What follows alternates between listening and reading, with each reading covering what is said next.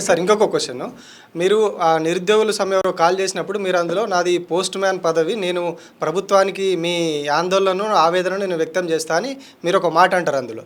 అయితే ఒక తెలంగాణ ఉద్యమాన్ని ఉవ్వెత్తున ఎగిసిన ఉద్యమాన్ని ఒక చైర్మన్గా ఉండి కొనసాగించిన వ్యక్తి పోస్ట్ మ్యాన్ అనే ఒక చిన్న పోస్టుకు చెప్పుకోవడానికి ఏంటి? ఎందుకంటే ఎవరైనా ప్రమోషన్ ఉంటుంది, బట్ ఎందుకు కోదండరామ్ గారు చైర్మన్ నుంచి పోస్ట్ మ్యాన్ పదవికి తగ్గించుకొని చెప్పుకోవాల్సి వచ్చింది?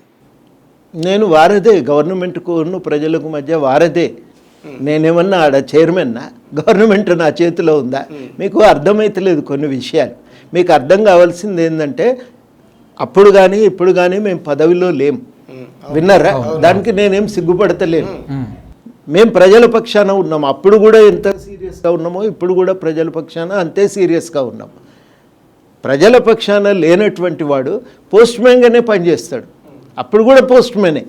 కేంద్ర ప్రభుత్వానికి రాష్ట్ర ప్రభుత్వానికి ప్రజల తరఫున ఆకాంక్షలను వ్యక్తీకరించడానికి, కన్వే చేయటానికి ఏం పద్ధతులను ఉపయోగించాలి, తెలియజెప్పటానికి ఏ మార్గాన పోవాలి అనేది పరిస్థితులను బట్టి కార్యక్రమాలను నిర్ణయించుకున్నాం. ఎప్పుడైనా కానీ మా బాధ్యత ప్రభుత్వములో లేనివాడు, నేను లేను కదా, ఉన్నానని మీరు అనుకుంటే ఇప్పటి నుంచి అనుకోకండి. అది నేను లేను, ఈ వాస్తవం మీకు తెలియాలి. ఒక్క నిమిషం, నేను చెప్పేది వినండి. మాట అడిగినాక నేను చెప్పేది వినకుండా ఇక్కడ విషయం ఏంటంటే మీరు నన్ను క్లారిఫికేషన్ అడగటానికే పిలిచిండ్రు కదా, అంతే కదా మీ బాధ్యత. మీరు అడగండి, నేను చెప్పేది వినండి. మీరు నన్ను క్రాస్ ఎగ్జామిన్ చేయటానికి ఇది ఇద్దరం వాద ప్రతివాదులం కాదు, వాద ప్రతివాదులం కాదు. మీ పాత్ర మీకు తెలియాలి, నా పాత్ర నాకు తెలియాలి. తెలిసి వ్యవహరిస్తే మీకు కూడా మంచిది, నాకు కూడా మంచిది.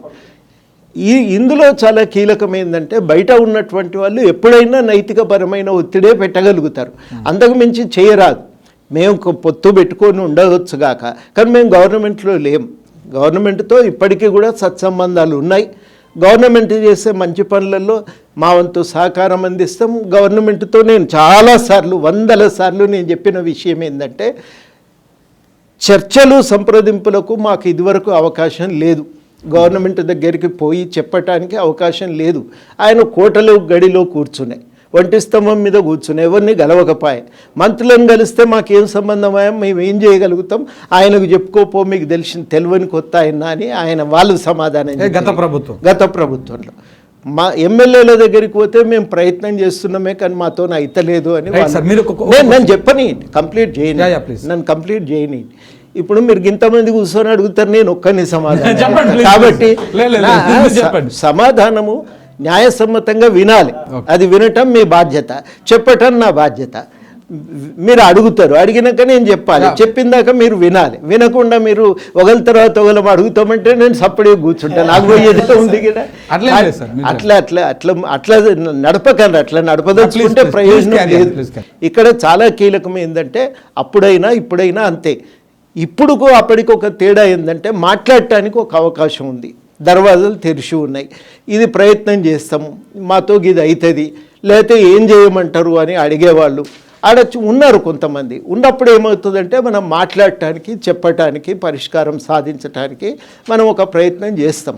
ఆ సత్సంబంధాలు ఈ ఒక్క విషయమే కాదు కదా, చాలా అంశాల మీద మేము నిరంతరం గవర్నమెంట్తో చేయవలసిన ప్రయత్నం చేయవలసి ఉంటుంది.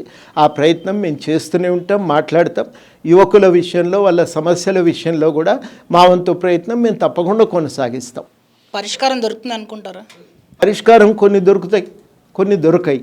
రకరకాల కారణాలు వాళ్ళకు కూడా ఉంటాయి కదా. మనం అన్నీ చర్చించుకోవటానికి ఇది వేదిక కాదు, కానీ చెప్తాం, అన్నీ చెప్తాం. కొన్ని అవుతాయి, కొన్ని కానప్పుడు మనం ప్రతిసారి ఇక దాన్ని మొండి పట్టుదల పట్టకుండా కాలేదని కూడా వదిలిపెట్టాం. దానికి ఇంకొక రూపంలో పరిష్కారం వెతికే ప్రయత్నం చేస్తాం. ఈ పరీక్ష వాయిదా పడదు, ఇంకేదన్నా పరిష్కారం ఉందా, రేపటి దినాన్ని ఇంకేమన్నా చేయొచ్చా అనేది కూడా ఒక ప్రయత్నం చేస్తాం. ఒక ప్రయత్నం చేసి న్యాయం సాధించేటువంటి కృషి అయితే కొనసాగిస్తాం. కొన్ని అవుతాయి మనం అనుకున్నట్టుగా అవుతాయి, కొన్ని చట్టపరంగా వీలుగావు.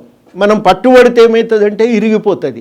గవర్నమెంట్ ఏం చేస్తుందంటే సరే నాదేం పోయేది ఉందని ప్రకటన చేస్తారు, తర్వాత ఆ ఎగ్జామ్ ముందుకు పోదు, రద్దు అవుతుంది. రద్దు అయిన తర్వాత ఎవరికి జరిగే న్యాయం ఏమీ లేదు కదా దాంట్లో. కాబట్టి కొన్ని సాధ్యం కావు, చట్టపరంగా మనం వినవలసి వస్తుంది. కొన్ని మనం అనుకున్న విధంగా పరిష్కారం దొరకదు. కొన్ని మనం అనుకున్న పద్ధతుల్లోనే పరిష్కారం దొరికే అవకాశం ఉంటుంది. ఏ పద్ధతుల్లో ఉంటే ఆ పద్ధతుల్లో పరిష్కారాన్ని సాధించే ప్రయత్నం చేయాలి. గవర్నమెంట్కు మేము ఒక విషయం చాలా సూటిగా స్పష్టంగా ఏం చెప్తున్నామంటే, పిల్లలు మన వాళ్ళే, పౌరులు కదా, మామూలు నాగరిక దాని పౌరులు. గురించి సార్ ఒక మాట, నాగరిక పౌరులు వాళ్ళు తోని సంభాషణ గవర్నమెంట్ కూడా నడపగలిగితే, ఆఖరిలో రేవంత్ రెడ్డి గారు ఆ మాట చాలా బాగా చెప్పిండ్రు, మాట్లాడతాము, ఏదున్నా మీరు మంత్రులను కలవండి, చెప్పండి, మేము మీరు చెప్పే విషయాలను వింటాము, విని మా వంతు ప్రయత్నం మేము చేస్తామని అన్నారు.